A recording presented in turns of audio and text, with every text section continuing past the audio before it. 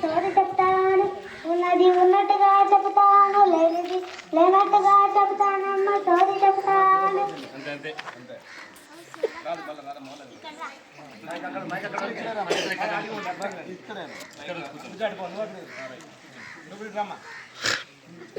ఇక్కడ కూర్చో.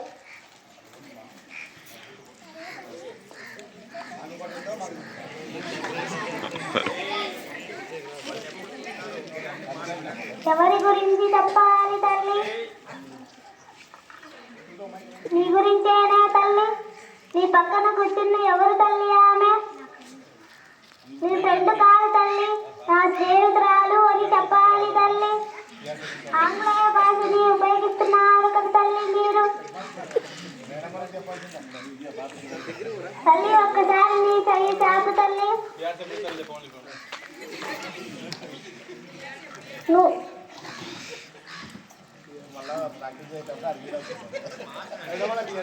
నువ్వు జీవితంలో ఒక మంచి కవి అవుతావే తల్లి.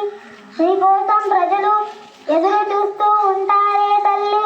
అలాగే నిన్ను వెతుక్కుంటూ నీకోసం ఆ తల్లి ఏదో ఒక బహుమతి పంపించిందే తల్లి.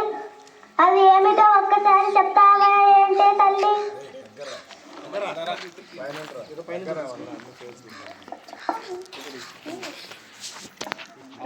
నాకు తెలీదు. నువ్వు తల్లి? నాకు కూడా తెలీదు. ఏదైనా ఒక తెలుగు పద్యం చెప్పవే తల్లి. దొరలు దోచలేరు, దొంగలెత్తుకపోరు, బాతు జనము వచ్చి పంచుకోరు. ఏంటి తల్లి పద్యాన్ని తప్పుగా చెప్పావు? అలా కాదే తల్లి. దొరలు దోచలేరు, దొంగలెత్తకపోలేరు, బాతు జనము వచ్చి పంచుకోలేరు, ఇలా చెప్పాలి తల్లి. అనగననగలాగా మతి చెల్లుచునుండు, తినగ వాము. అలా కాదే తల్లి. అనగననగలాగా మతి చెల్లుతునుండు, తినగ వేము, తీయనుండు సాధనమున పనులు సమకూరు ధరలోన, విశ్వదాభిరామ వినురవేమ. దీని భావం ఏంటో చెప్తావా తల్లి? నాకు తెలీదు. ఏదైనా ఒక లైన్ చెప్పు తల్లి. కొంచెం కూడా తెలీదు. నువ్వు తల్లి?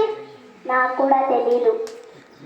మీకు కూడా తెలియకపోతే ఎందుకు మీరు చదువుకుంటున్నారే తల్లి? తెలియకపోతే ఎందుకు చదువుకుంటున్నారే తల్లి? లక్షణంగా చీర కట్టుకొని మంచి పూలు పెట్టుకొని ఇంటి దగ్గర ఉండి అన్ని సేవలు చేస్తారు కదా తల్లి. ఈ మాత్రం కూడా తెలియకపోతే ఎలా తల్లి?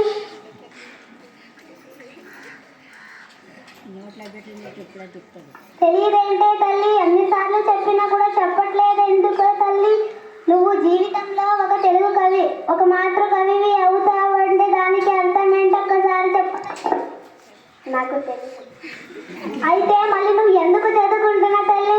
ప్రతి ప్రశ్నకు ఏదో ఒక సమాధానం చెప్పాలి కదా తల్లి. నాకు తెలీదు అని ఎన్నిసార్లు చెప్తావే కదా తల్లి. నాకు కూడా తెలీదు. ఇద్దరు ఒకే ప్రశ్న వేస్తే ఎలా తల్లి? నేను ఎలా చెప్పాలి తల్లి? నేను కూడా జవాబు చెప్పాలంటే మీ ఇద్దరు ఒక జవాబు చెప్తే నేను చెప్తానే తల్లి. ఏదైనా ఒక చివరి జవాబు అయినా చెప్పండి తల్లి. మాకు తెలీదు. ఎందుకే తల్లి మళ్ళీ తెలీదు అని చెప్తావు? అయితే ఎందుకు నువ్వు రోజు బడికి వెళ్తావే తల్లి? కనీసం నువ్వు చెప్పైనా తల్లి.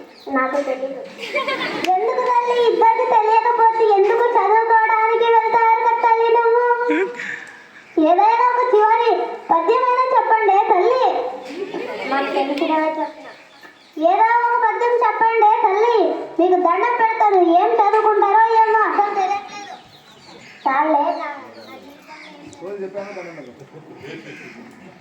నువ్వు జీవితంలో అసలు నీకు ఒక తెలుగు పద్యం కూడా రాకపోతే తెలుగు కవి ఎలా అవుతావే తల్లి నువ్వు? కనీసం నువ్వైనా చెప్పు. మాకు కూడా తెలీదు. మీరు చదువుకోవడానికి వెళ్తున్నారు చెప్పండి తల్లి. ఆగండి తల్లి, నేను చెప్తాను నీ జీవితంలో ఏం జరుగుతావని. తల్లి నువ్వు ఒక జీవితంలో ఒక ప్రత్యేకమైన ఒక సాయం చేస్తావు, అది నీకు కూడా తెలియకుండానే చేస్తావు. నీ దగ్గర లేకుండా పర్వాలేదు, అయినా సరే నువ్వు చేయాలని మనసులో గట్టిగా అనుకుంటావు తల్లి. ఒక్కసారి నీ పక్కన కూర్చున్న ఆ తల్లి పేరేంటో చెప్పు తల్లి. కవిత. కవిత నా తల్లి లక్షణమైన పేరు. ఒక్కసారి నీ పేరు చెప్పవే తల్లి. పవిత్ర. ఇద్దరు చక్కగా మంచి పేర్లు, సాంప్రదాయంగా చీరలు కట్టుకొని మంచి లక్షణమైన పేర్లు పెట్టుకొని మంచి లక్షణమైన చీరలు కట్టుకున్నారే తల్లి.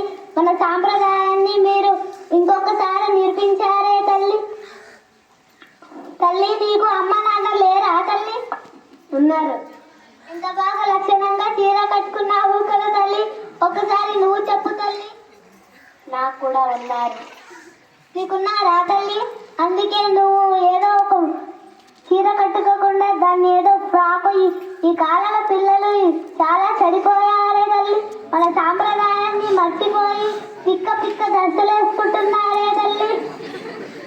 ఆ అమ్మాయి చూడు తల్లి, లక్షణంగా చీర కట్టుకుంది, నగలు వేసుకుంది. అమ్మాయికి అందమే నగలు, చీర కూడా ఆమె అందంలో ఒక భాగమే తల్లి. కానీ నువ్వు మాత్రం ఏ చీరలు కట్టుకోకుండా ఎలా ఉన్నావు?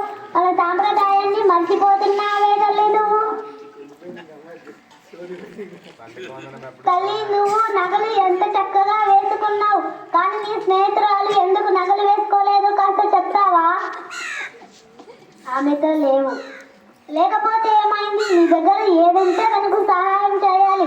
ఇంతకు ముందే చెప్పాను కదా తల్లి, నీకు తెలియకుండానే నువ్వు సహాయం చేస్తావు ప్రతి మనిషికి.